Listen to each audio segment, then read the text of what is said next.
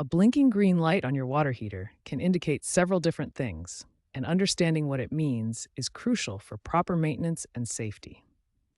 The blinking light typically indicates one of three things: normal operation, where the system is working correctly, refilling when the tank is filling with water after use, or an error signal indicating a problem has been detected. Modern water heaters use sophisticated diagnostic systems. Here's an example of a Honeywell control panel where the status light provides important information about the system's operation.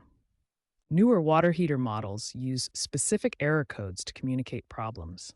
These codes help identify exactly what's wrong with your system. Here's an example of an error code reference table that you might find in your water heater manual.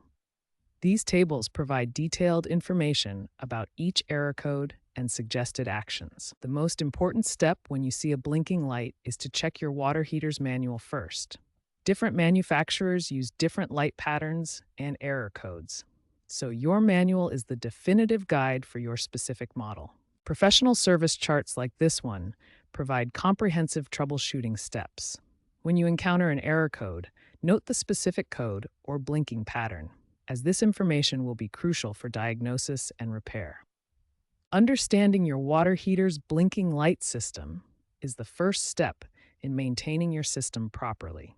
Whether it's indicating normal operation or signaling a problem, knowing what to look for will help you respond appropriately and keep your water heater running efficiently. Now let's walk through the systematic troubleshooting steps to diagnose and fix your water heater's blinking green light issue. Step 1. Check the basics. Verify that your water heater has power by checking the circuit breaker. For gas units, ensure the gas supply valve is fully open and the pilot light is lit. Step 2. Reset your water heater. Many issues can be resolved with a simple reset. Locate the reset button, usually red and found on the upper thermostat. Press and hold it for a few seconds, then restore power. Step 3. Inspect for leaks. Check around the base of the tank, pipe connections, and the temperature relief valve.